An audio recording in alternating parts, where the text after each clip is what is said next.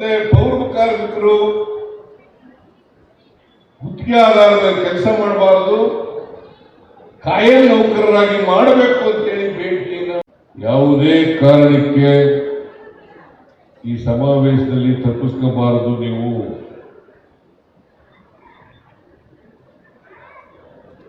ನನಗೆ ಕಾಲಿನ ನೋವಿದ್ರೂ ಕೂಡ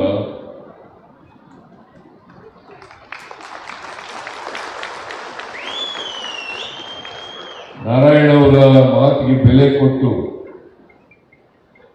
ಈ ಸಮಾವೇಶದಲ್ಲಿ ಅತ್ಯಂತ ಸಂತೋಷದಿಂದ ಭಾಗಿಯಾಗಿದ್ದೇನೆ.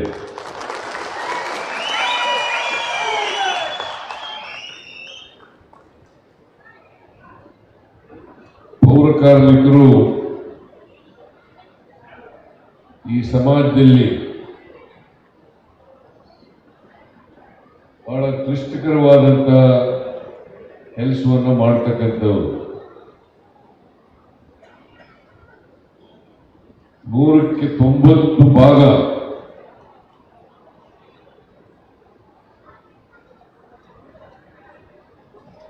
ಒಂದು ಜನಾಂಗದವರು ಈ ಕಾರ್ಯಕ್ರಮದಲ್ಲಿ ಈ ಕೆಲಸದಲ್ಲಿ ನಿರತರಾಗಿದ್ದಾರೆ. ಈ ಕೆಲಸವನ್ನ ಬಸವಣ್ಣವರು ಹೇಳದಂತೆ ಕಾಯಕವೇ ಕೈಲಾಸ ಅಂತೇಳಿ ನೀವೆಲ್ಲರೂ ಕೂಡ ಮಾಡ್ತಾ ಇದ್ದೀರಿ.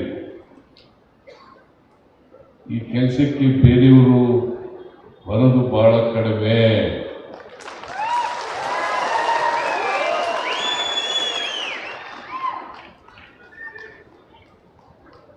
ಆದ್ರಿಂದ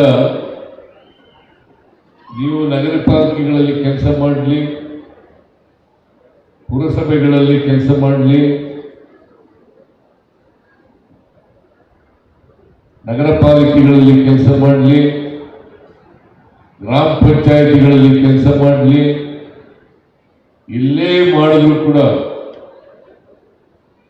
ನಿಮ್ಮ ಸಮಸ್ಯೆಗಳನ್ನು ಬಗೆಹರಿಸತಕ್ಕಂಥದ್ದು ಸರ್ಕಾರದ ಕರ್ತವ್ಯ ಮತ್ತು ಜವಾಬ್ದಾರಿ ಅಂತಕ್ಕಂಥ ಮಾತುಗಳನ್ನು ಹೇಳಲಿಕ್ಕೆ ಬಯಸ್ತಾ ಇದ್ದೇನೆ. ನಾನು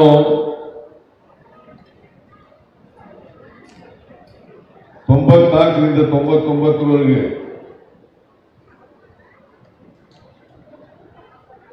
ಮೈಸೂರಿನ ಕರ್ನಾಟಕದ ಸಚಿವನಾಗಿದ್ದೆ.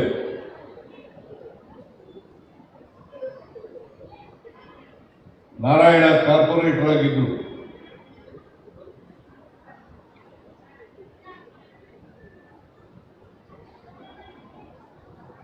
ಪೌರ ಕಾರ್ಮಿಕರಲ್ಲಿ ಇಡೀ ರಾಜ್ಯದಲ್ಲಿ, ಬಹುಶಃ ದೇಶದಲ್ಲಿ ಅಂತ ಹೇಳಬಹುದು,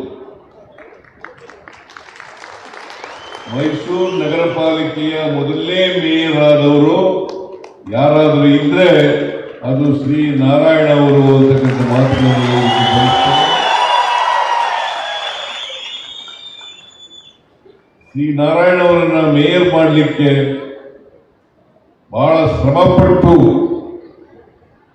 ಅವತ್ತು ಮೇಯರ್ ಮಾಡದು ಅಂತಕ್ಕಂಥ ಮಾತುಗಳನ್ನ ತಮಗೆ ತಿಳಿಸಲಿಕ್ಕೆ ಬಯಸ್ತಾರೆ. ಇನ್ನೂ ಒಂದು ಹೆಜ್ಜೆ ಹೋಗಿ ನಾನು ಮೈಸೂರಿನ ಉಸ್ತುವಾರಿ ಸಚಿವನಾಗಿದೆ, ಮೈಸೂರು ಜಿಲ್ಲೆ ಉಸ್ತುವಾರಿ ಸಚಿವನಾಗಿದ್ದೆ. ಆಗ ದಸರಾ ಮಹೋತ್ಸವ ನಡೀತಾ ಇದೆ, ಈಗಲೂ ನಡೀತಾ ಇದೆ. ನಾರಾಯಣರವರು ಮೇಯರ್ ಆಗಿದ್ರು. ನೋಡಪ್ಪ, ನಿಮ್ಮ ಜನ ಇಲ್ಲಿವರೆಗೆ ಆನೆ ಲದ್ದಿ, ಕುದುರೆ ಲದ್ದಿ ಎತ್ತಕ್ಕಂಥ ಕೆಲಸ ಮಾಡ್ತಾರೆ. ನೀನು ಇವತ್ತು ದಸರಾದಲ್ಲಿ ಕುದುರೆ ಮೇಲೆ ಕೂತುಕೊಂಡು ಮೆರವಣಿಗೆ ಆಗಬೇಕು ಅಂತ ಹೇಳೋದು ದಸರಾ.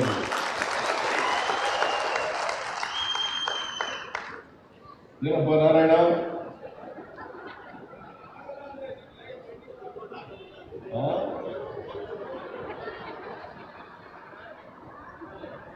ಅದೇ ಮೊದಲು ಅವತ್ತಿನಿಂದ ಪ್ರಾರಂಭ ಆಯಿತು. ಈಗ ಮೇಯರ್ಗಳಾದವರೆಲ್ಲ ಕುದುರೆ ಮೇಲೆ ಮೆರವಣಿಗೆ ಹಾಕ್ತಾರೆ. ಮೊದಲನೇ ಮೆರವಣಿಗೆ ಆದವರು ನಿಮ್ಮ ಸಹಪಾಠಿ ನಾರಾಯಣರವರು. ಆಮೇಲೆ ಮಾಡಿದ ಮೇಲೆ ಶ್ರೀರಂಗಪಟ್ಟಣದ ಪುರಸಭೆ ಅಧ್ಯಕ್ಷರಾದರು. ಬೇರೆ ರಾಜ್ಯದ ಬೇರೆ ಬೇರೆ ಭಾಗಗಳಲ್ಲಿ ಕೂಡ ಆಗಿರ್ಬೋದು.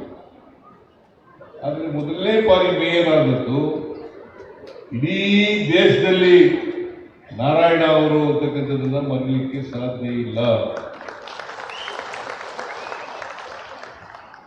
ನಾರಾಯಣ ಅವರು ಸುಮಾರು 40 ವರ್ಷಗಳಿಗೂ ಹೆಚ್ಚು ಕಾಲ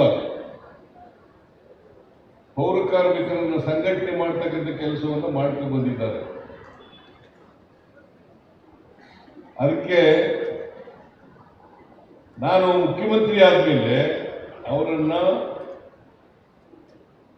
ಕರ್ಮಚಾರಿಗಳ ಆಯೋಗ ಅವರ ಅಧ್ಯಕ್ಷರನ್ನಾಗೂ ಕೂಡ ಮಾಡಿದ್ದೆ.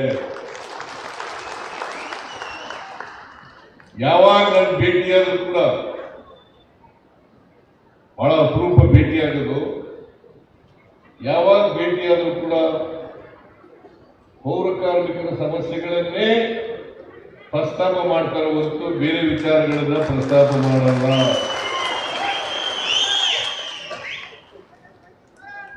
ಅವರು ಅವತ್ತಿನಿಂದ ಇವತ್ತವರೆಗೆ ಅನೇಕ ಪೌರ ಕಾರ್ಮಿಕರ ಸಮಸ್ಯೆಗಳನ್ನ ನನ್ನ ಗಮನಕ್ಕೆ ತಂದಿದ್ದಾರೆ. ನಾನು ಅನೇಕ ಸಮಸ್ಯೆಗಳನ್ನು ಬಗೆಹರಿಸಿದ್ದೇನೆ ಅಂತಕ್ಕಂಥ ಮಾತುಗಳನ್ನು ಹೇಳಲಿಕ್ಕೆ ಬಯಸ್ತೇನೆ.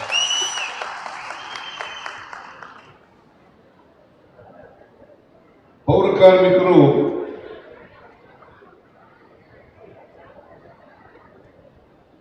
ಗುತ್ತಿಗೆ ಆಧಾರದ ಮೇಲೆ ಕೆಲಸ ಮಾಡ್ತಾ ಇದ್ರು.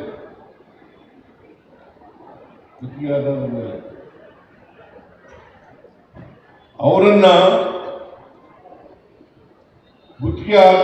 ಗುತ್ತಿಗೆಯನ್ನು ರದ್ದು ಮಾಡಿ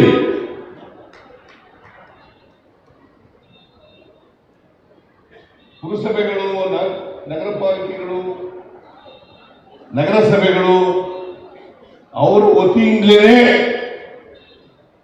ವೇತನವನ್ನು ಕೊಡಬೇಕು ಅಂತ ಹೇಳಿ ತೀರ್ಮಾನ ಮಾಡೋದು ಮೊದಲೇ. ಅದಕ್ಕೆ ನಾರಾಯಣ ಕಾರಣ.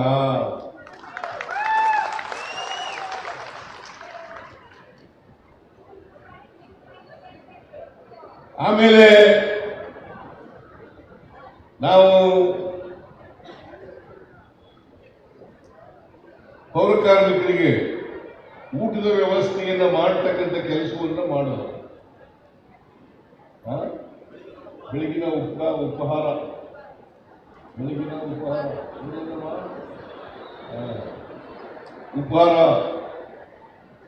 ಮಾಡತಕ್ಕಂಥ ಕೆಲಸವನ್ನು ಮಾಡೋದು.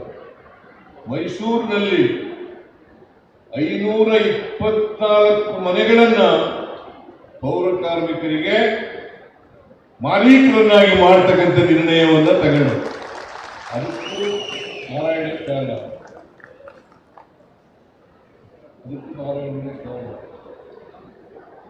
ಆಮೇಲೆ ಪೌರ ಕಾರ್ಮಿಕರಿಗೆ ಗೃಹ ಭಾಗ್ಯ ಯೋಜನೆಯನ್ನ ಜಾರಿಗೆ ಕೂಡ ತರ್ತಕ್ಕಂಥ ಕೆಲಸವನ್ನು ಮಾಡಿದ್ರು. ಇವತ್ತು ಪೌರ ಕಾರ್ಮಿಕರಿಗೆ ಮನೆಗೆ ನಮ್ಮ ಸರ್ಕಾರ 6.5 ಲಕ್ಷ ರೂಪಾಯಿಗಳನ್ನು ಕೊಡ್ತಾ ಇದೆ. ಫ್ರೀಯಾಗಿ, ಉಚಿತವಾಗಿ, ಫ್ರೀ ಅನ್ನೋದು ಇಂಗ್ಲಿಷ್ ಪದ, ಉಚಿತವಾಗಿ. ಆಮೇಲೆ ಪೌರ ಕಾರ್ಮಿಕರು ಅವರಿಗೆ ಗುತ್ತಿಗೆ ಆಧಾರದ ಮೇಲೆ ಕೊಡ್ತಾ ಇರಲಿಲ್ಲ, ಕಾಂಟ್ರಾಕ್ಟ್ಗಳು ಕೊಡ್ತಾ ಇದ್ರು. ಅವ್ರು ಸರಿಯಾಗಿ ಸಂಬಳ ಕೊಡ್ತಿರ್ಲಿಲ್ಲ, ವೇತನ ಕೊಡ್ತಾ ಇರಲಿಲ್ಲ. ಅದಕ್ಕೆ ಇವರಿಗೆ ಮಿನಿಮಮ್ ವೇಜಸ್ ಆಕ್ಟ್ ಅಪ್ಲೈ ಆಗ್ತಾ ಇರಲಿಲ್ಲ. ಮಿನಿಮಮ್ ವೇಜಸ್ ಆಕ್ಟ್ ಪ್ರಕಾರ 7,000 ರೂಪಾಯಿ ಇದ್ದಂತ ಸಂಬಳವನ್ನ 17,000 ರೂಪಾಯಿಗಳಿಗೆ ಮಾಡಬಹುದು.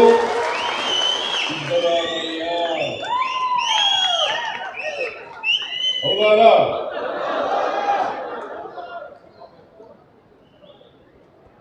ಸಿದ್ದರಾಮಯ್ಯ,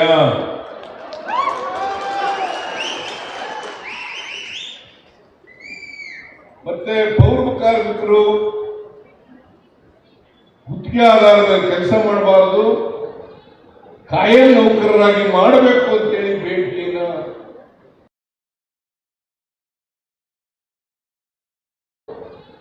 ಕಾಯಂ ನೌಕರರಾಗಿ ಮಾಡಬೇಕು ಅಂತೇಳಿ ಬೇಡಿಕೆಯನ್ನ ನಾರಾಯಣ ಇಟ್ಟಿದ್ದಾರೆ. ಕೆಲವು ಜನರಿಗೆ ಕಾಯಂ ಆಗಿದೆ. ಮೇ 1ನೇ ತಾರೀಕು ನಾನು ಈಗ ತಾನೇ ಶಿವಕುಮಾರ್ ಮಾತಾಡಿದ್ರು ನನ್ನ ಜೊತೆಯಲ್ಲಿ. ಮೇ 1ನೇ ತಾರೀಕು ಕಾರ್ಮಿಕರ ದಿನಾಚರಣೆ. ಅವತ್ತು ನಿಮಗೆ ಕಾಯಂ ಮಾಡತಕ್ಕಂಥ ಪತ್ರಗಳನ್ನ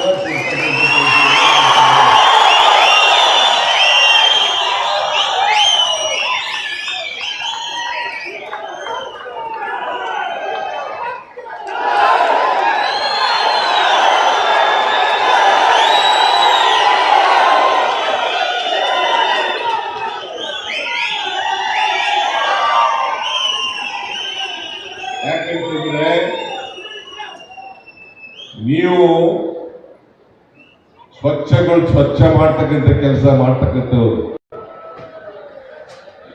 ಈ ಸ್ವಚ್ಛ ಮಾಡೋದ್ರಿಂದ ಆರೋಗ್ಯ ಸುಧಾರಣೆ ಆಗ್ತದೆ,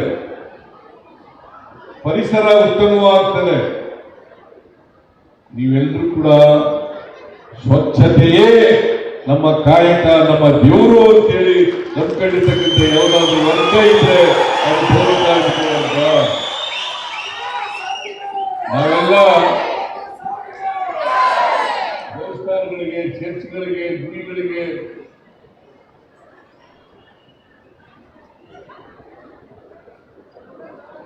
ಮಸೀದಿಗಳಿಗೆ ದೇವರನ್ನ ಪೂಜೆ ಮಾಡಕ್ ಹೋಗ್ತೀವಿ. ಬಟ್ ನೀವು ಸ್ವಚ್ಛ ಮಾಡದೆ ದೇವರು ಸಮಾನವಾದಂಥದ್ದು ಕಾಯಕ. ಅದಕ್ಕೆ ನೀವು ಕೂಡ ಮನುಷ್ಯರೇ, ನೀವು ಕೂಡ ಎಲ್ಲರಂತೆ ಸಮಾನರು. ಆದ್ರೆ ಕಾಯಕ ಮಾಡ್ತೀವಿ. ಅದಕ್ಕೆ ಬಸವಣ್ಣವರು ಹೇಳಿದ್ರು, ಕಾಯಕವೇ ಕೈಲಾಸ. ನೀವು ಮಾಡ್ತಕ್ಕಂಥ ಕೆಲಸ ಕಳಪೆ ಏನಲ್ಲ. ಚೀಫ್ ಸೆಕ್ರೆಟರಿ ಆಗಿದ್ರು ಒಂದೇನೆ, ನೀವು ಪೌರ ಕಾರ್ಮಿಕರಾಗಿದ್ರು ಒಂದೇನೆ ಅಂತಕ್ಕಂಥದ್ದನ್ನ ನಾವು ಮನಗಾಣುತ್ತೇವೆ. ನಾವು ಅದರಲ್ಲಿ ನಂಬಿಕೆಯನ್ನು ಇಟ್ಟಿದ್ದೀವಿ. ಇನ್ನು ಅವ್ರಿಗೂ ವ್ಯತ್ಯಾಸ ಇಲ್ಲ. ಮುಖ್ಯ ಕಾರ್ಯದರ್ಶಿ ಆದರೂ ಕೂಡ ವ್ಯತ್ಯಾಸ ಇಲ್ಲ, ಪೌರ ಕಾರ್ಮಿಕರಾದರೂ ಕೂಡ ವ್ಯತ್ಯಾಸ ಇಲ್ಲ.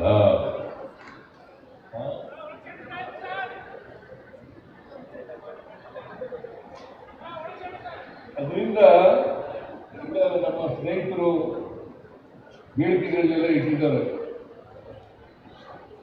ಕೆಲವು ಬೇಡಿಕೆಗಳನ್ನ ಈಡೇರಿಸ್ತೀವಿ, ಇನ್ನೂ ಕೆಲವು ಬೇಡಿಕೆಗಳನ್ನ ಈಡೇರಿಸ್ಕೊಡ್ತೇವೆ ಅಂತಕ್ಕಂಥ ಮಾತುಗಳನ್ನು ಹೇಳಲಿಕ್ಕೆ ಬಯಸ್ತಾರೆ.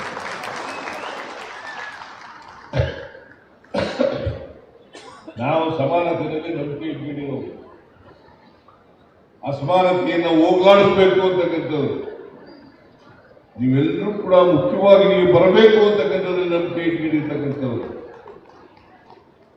ನೀವು ಕೂಡ ಮನುಷ್ಯರಾಗಿ ಬಾಳ್ಬೇಕು ಅಂತಕ್ಕಂಥದ್ದು ನಂಬಿಕೆ ಇಟ್ಕೊಂಡಿರ್ತಕ್ಕಂಥದ್ದು. ಅಮಾನವೀಯವಾದಂಥ ಕೆಲಸವನ್ನು ನೀವು ಮಾಡಬಾರದು. ನಿಮ್ಮನ್ನ ಅಮಾನವೀಯವಾಗಿ ನೋಡ್ಕೊಳ್ತಕ್ಕಂಥ ಕೆಲಸ ಆಗಬಾರದು. ಆದ್ರಿಂದ ನಿಮ್ಮನ್ನು ಕೂಡ ಮುಖ್ಯವಾಗಿ ತರ್ತಕ್ಕಂಥ ಪ್ರಯತ್ನವನ್ನು ಮಾಡ್ತೀವಿ. ಸಮಾಜ ನಿರ್ಮಾಣ ಆದಾಗ ಮಾತ್ರ ಅಸಮಾನತೆ ಹೋಗ್ಲಿಕ್ಕೆ ಸಾಧ್ಯ ಆಗ್ತದೆ. ನೀವೆಲ್ಲರೂ ಕೂಡ ಗೌರವದಿಂದ ಬದುಕತಕ್ಕಂಥ ವ್ಯವಸ್ಥೆ ಬರಲಿಕ್ಕೆ ಕಾರಣ ಆಗ್ತದೆ.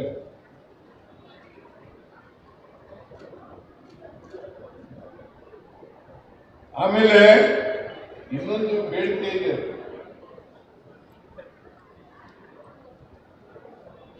ಈ ವಾಹನ ಚಾಲಕರಿದ್ದಾರಲ್ಲ, ಕಸ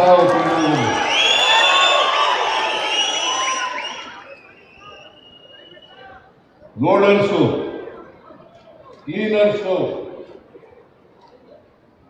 ಇವರನ್ನು ಕೂಡ ಗುತ್ತಿಗೆ ಪದ್ಧತಿಯನ್ನು ರದ್ದು ಮಾಡಿ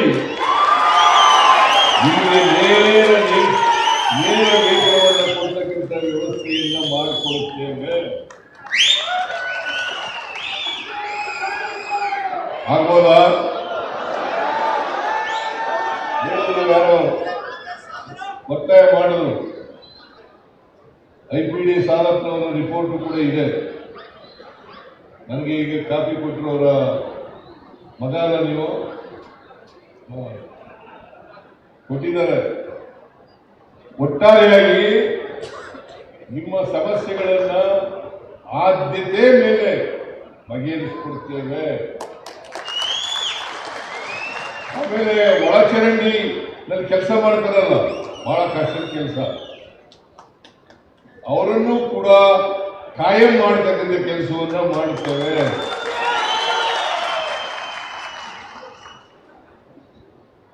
ಆಮೇಲೆ ನಿಮ್ಮೆಲ್ಲರಿಗೂ ಕೂಡ ನಗದು ರಹಿತ ಹೆಲ್ತ್ ಕಾರ್ಡ್ಗಳನ್ನು ಕೊಡುತ್ತೇವೆ. ನಗದು ರಹಿತ ಹೆಲ್ತ್ ಕಾರ್ಡ್ಗಳು ಅದನ್ನು ಕೂಡ ಕೊಡ್ತಕ್ಕಂಥದ್ದನ್ನ ಮಾಡ್ತೇವೆ. ನಗದು ರಹಿತ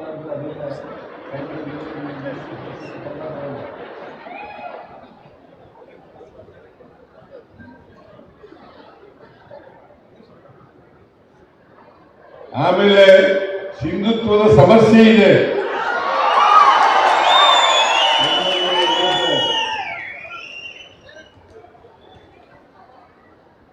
ಈ ಸಿಂಧುತ್ವದ ಸಮಸ್ಯೆಯನ್ನ ಬಗೆಹರಿಸತಕ್ಕಂಥ ಕೆಲಸವನ್ನ ಮಾಡುತ್ತೇವೆ.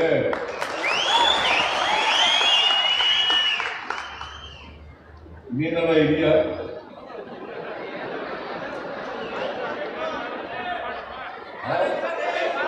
ನಾನು ಇನ್ನೊಂದು ಮೊದಲೇ ಮಾತಾಡ್ತಾ ಇದ್ದೀನಿ. DK ಶಿವಕುಮಾರ್ ಉಳಿದ ವಿಚಾರಗಳನ್ನು ಮಾತಾಡ್ತಾರೆ, ನಮ್ಮ ಡೆಪ್ಟಿ ಚೀಫ್ ಮಿನಿಸ್ಟರ್ ಮಾತಾಡ್ತಾರೆ.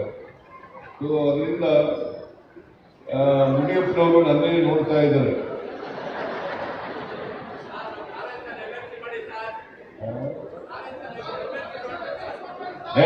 ಕೂತ್ಕೊಳ್ಳಿ, ನಿಮ್ಮ ಸಮಸ್ಯೆ ಹೇಳಿ ಅಂತಂದ್ರೆ ಇನ್ನೊಂದು ಸಮಸ್ಯೆ ಹೇಳ್ತಿಲ್ಲ. ಅವರು ನಿಮಗಿಂತ ಧ್ವನಿ ಗಟ್ಟಿಯಾಗಿದೆ, ನೀವು ಧ್ವನಿ ಇಲ್ಲದ ಜನ. ಆದರೆ ಒಂದು ಮಾತನ್ನ ನಿಮಗೆ ಹೇಳಲಿಕ್ಕೆ ಬಯಸ್ತೇನೆ, ನೀವು ಮಾಡ್ತಕ್ಕಂಥ ಕೆಲಸದಲ್ಲಿ ಆಲದ ಮರದಲ್ಲೇ ನೇತಾಕೊಳ್ತಕ್ಕಂಥ ಕೆಲಸ ಆಗಬಾರದು. ನಿಮ್ಮ ಮಕ್ಕಳು ಕೂಡ ಡಾಕ್ಟರ್ಗಳಾಗಬೇಕು, ಇಂಜಿನಿಯರ್ಗಳಾಗಬೇಕು, IAS ಆಫೀಸರ್ಗಳಾಗಬೇಕು, IPS ಆಫೀಸರ್ಗಳಾಗಬೇಕು, ಸೈಂಟಿಸ್ಟ್ಗಳಾಗಬೇಕು, ಉಪನ್ಯಾಸಕರಾಗಬೇಕು. ಅದಕ್ಕೋಸ್ಕರ ನಿಮ್ಮ ಮಕ್ಕಳನ್ನ ತಪ್ಪದೆ ಓದಿಸಿ, ವಿದ್ಯೆಯನ್ನ ಕೊಡಿಸಿ. ವಿದ್ಯೆ ಇಲ್ಲದೆ ಹೋದ್ರೆ ಗುಲಾಮಗಿರಿ ಮನಸ್ಥಿತಿ ಇರ್ತದೆ ಯಾವಾಗಲೂ. ವಿದ್ಯೆ ಇದ್ರೆ ಸ್ವಾಭಿಮಾನ ಬರ್ತದೆ. ಈಗ ಉಚಿತವಾದಂಥ ವಿದ್ಯೆ ಇದೆ. ದಯಮಾಡಿ ಯಾವುದೇ ಕಾರಣಕ್ಕೆ ಪೌರ ಕಾರ್ಮಿಕರ ಮಕ್ಕಳು ಅವಿದ್ಯಾವಂತರಾಗಬಾರದು. ಈಗ ನಾರಾಯಣ ಸ್ವಲ್ಪ ವಿದ್ಯಾವಂತರಾಗಿರೋದ್ರಿಂದ ನಿಮ್ಮನ್ನೆಲ್ಲ ಸಂಘಟನೆ ಮಾಡಲಿಕ್ಕೆ ಸಾಧ್ಯ ಆಯಿತು, ನಮ್ಮ ಹತ್ರ ಬಂದು ಮಾತಾಡಲಿಕ್ಕೆ ಸಾಧ್ಯ ಆಯಿತು, ಸರ್ಕಾರದ ಗಮನವನ್ನು ಸೆಳೆಯಲಿಕ್ಕೆ ಸಾಧ್ಯ ಆಯಿತು, ಅನೇಕ ಸಮಸ್ಯೆಗಳನ್ನು ಬಗೆಹರಿಸಲಿಕ್ಕೆ ಸಾಧ್ಯ ಆಯಿತು.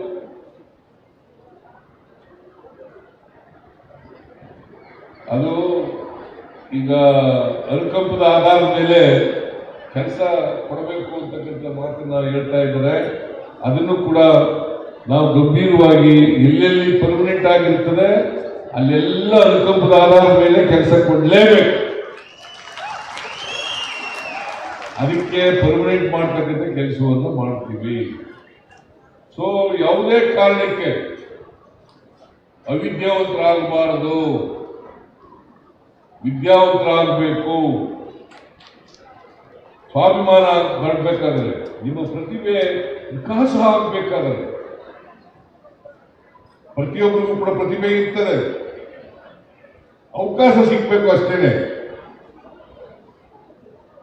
ಈಗ ನಾನು ನಮ್ಮಪ್ಪ ಏನು ರಾಜಕಾರಣದಲ್ಲಿ ಇರಲಿಲ್ಲ, ನಮ್ಮವ್ವ ರಾಜಕಾರಣದಲ್ಲಿ ಇರಲಿಲ್ಲ, ವಿದ್ಯಾವಂತರಲ್ಲ ನಮ್ಮಪ್ಪ ನಮ್ಮಮ್ಮ. ನಾನು ಲಾ ಓದೋದ್ರಿಂದ ಇವತ್ತು ಈ ರಾಜ್ಯದ ಮುಖ್ಯಮಂತ್ರಿ ಆಗಲಿಕ್ಕೆ ಸಾಧ್ಯ ಆಯಿತು.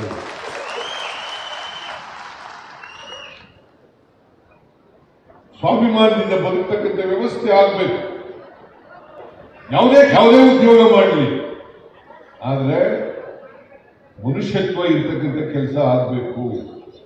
ಎಲ್ಲರೂ ಕೂಡ ಮನುಷ್ಯರು, ನಾವೆಲ್ಲರೂ ಕೂಡ ಗೌರವಿತವಾಗಿ ಸ್ವಾಭಿಮಾನದಿಂದ ಬದುಕತಕ್ಕಂಥ ವ್ಯವಸ್ಥೆ ಆಗಬೇಕು. ಅದಕ್ಕೆ ನಿಮ್ಮ ವಿದ್ಯೆ ಇದೆಯಲ್ಲ, ಅದು ಬಹಳ ಕಾರಣ. ಅದನ್ನು ಮಾಡಬೇಕು ಅಂತೇಳಿ ನೀವೆಲ್ಲರೂ ಕೂಡ ನಿಮ್ಮ ಮಕ್ಕಳನ್ನ ಯಾವುದೇ ಕಾರಣಕ್ಕೆ ವಿದ್ಯೆಯಿಂದ ತಪ್ಪಿಸ್ತಕ್ಕಂಥ ಕೆಲಸ ಮಾಡಬಾರದು. ನೀವೆಲ್ಲ ಕಷ್ಟಪಡ್ತೀರಿ, ನೀವು ಪಡ್ತಾ ಇದ್ದೀರಿ, ನಿಮ್ಮ ಕಾಯಕ ಮಾಡ್ತಾ ಇದ್ದೀರಿ. ದಯಮಾಡಿ ಮತ್ತೆ ನಿಮ್ಮ ಮಕ್ಕಳನ್ನ ಇದೇ ಕೆಲಸದಲ್ಲಿ ಇರಬೇಕು ಅಂತಕ್ಕಂಥದ್ದು ಮಾಡಬೇಡಿ. ಬೇರೆ ಬೇರೆ ಕೆಲಸಕ್ಕೆ ಹೋಗ್ಲಿ, ಬೇರೆಯವರು ಬಂದು ಮಾಡಲಿ. ಈಗ ನೀವು ಖಾಲಿ ಆದರೆ ಯಾರು ಮಾಡಬೇಕಲ್ಲ, ಆ ಖಾಲಿಯಾದ ಜಾಗ ಭರ್ತಿ ಆಗ್ಬೇಕಲ್ಲ, ಅದರಿಂದ ನೀವೇ ಇರ್ಬೇಕಾ? ನೀವೇ ಸ್ವಚ್ಛ ಮಾಡೋರು ಇರ್ಬೇಕಾ? ನೀವೇ ಪೌರಿಕ ಕಾರ್ಮಿಕರಾಗಿರ್ಬೇಕಾ? ಅದಕ್ಕೆ ನಾನು ಮುಖ್ಯಮಂತ್ರಿ ಆದಮೇಲೆ ಪ್ರತಿ ವರ್ಷ 1,000 ಜನ ಇಲ್ಲಿ ಅಲ್ಲೇ ಇದ್ದಾರೆ, 1,000 ಜನ ವಿದೇಶಕ್ಕೆ ಹೋಗ್ಬೇಕು ಅಂತ ವಿದೇಶಕ್ಕೆ ಕಳಿಸ್ಕೊಡ್ಬೇಕು ಅಂತೇಳಿ ಪ್ರತಿ ವರ್ಷ 1,000 ಜನ ವಿದೇಶಕ್ಕೆ ಹೋಗಿ ಬರ್ತಾರೆ. ಅಲ್ಲಿ ಏನೇನು ಜನಜೀವನ ನೋಡಬೇಕು, ಅಲ್ಲಿ ಪೌರ ಕಾರ್ಮಿಕರು ಏನ್ ಮಾಡ್ತಾರೆ ಅಂತ ನೋಡಬೇಕು, ಅವರ ಜೀವನ ಮಟ್ಟ ಹೇಗಿದೆ ಅಂತ ನೋಡ್ಕೋಬೇಕು, ಅವರು ಹೇಗೆ ಸಮಾಜದ ಮುಖ್ಯವಾಹಿನಿ ಬಂದಿದ್ದಾರೆ ಅಂತ ತಿಳ್ಕೋಬೇಕು. ಅದಕ್ಕೋಸ್ಕರವಾಗಿ 1,000 ಜನ ಪ್ರತಿ ವರ್ಷ ಪೌರ ಕಾರ್ಮಿಕರು ವಿದೇಶ ಪ್ರವಾಸ ಮಾಡ್ತಕ್ಕಂಥ ವ್ಯವಸ್ಥೆಯನ್ನು ಮಾಡ್ತಕ್ಕಂಥದ್ದನ್ನು ಮಾಡಿದ್ದೀವಿ. ಅದಕ್ಕೆ ಉಪಯೋಗ ಆಗಿದೆ ಇಲ್ವೋ? ಸೊ ಇಷ್ಟನ್ನ ಪ್ರಸ್ತಾಪ ಮಾಡಿ ನಿಮ್ಮ ಏನೇನು ಸಮಸ್ಯೆಗಳಿದ್ದಾವೆ ಆ ಸಮಸ್ಯೆಗಳನ್ನ ನಮ್ಮ ಸರ್ಕಾರ ಅವುಗಳನ್ನು ಬಗೆಹರಿಸಲಿಕ್ಕೆ ಪ್ರಾಮಾಣಿಕವಾದಂಥ ಪ್ರಯತ್ನವನ್ನು ಮಾಡುತ್ತೇವೆ. ಈ ಸಮಾವೇಶ ಬಹಳ ದೊಡ್ಡ ಪ್ರಮಾಣದಲ್ಲಿ ಮಾಡಿದ್ದೀರಿ. ಅನೇಕ ವಿಚಾರಗಳನ್ನು ಚರ್ಚೆ ಮಾಡ್ತೀರಿ, ನನಗೂ ಡಿಮ್ಯಾಂಡ್ಗಳನ್ನು ಕೊಟ್ಟಿದ್ದೀರಿ.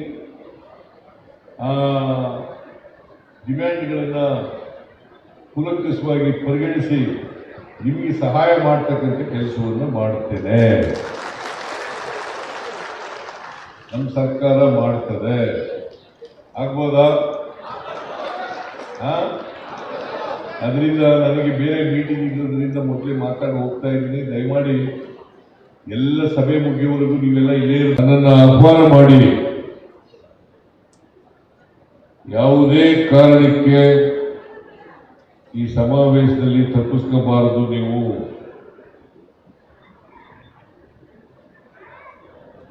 ನನಗೆ ಕಾಲಿನ ನೋವಿದ್ರೂ ಕೂಡ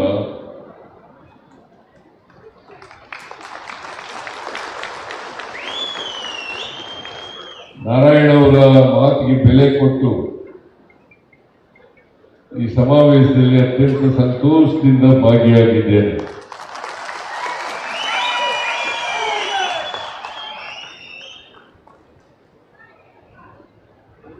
ಪೌರ ಕಾರ್ಮಿಕರು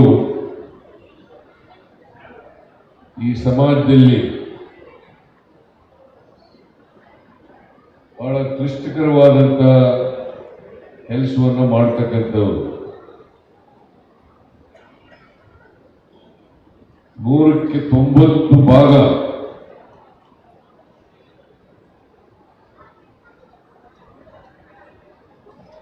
ಒಂದು ಜನಾಂಗದವರು ಈ ಕಾರ್ಯಕ್ರಮದಲ್ಲಿ, ಈ ಕೆಲಸದಲ್ಲಿ ನಿರತರಾಗಿದ್ದಾರೆ.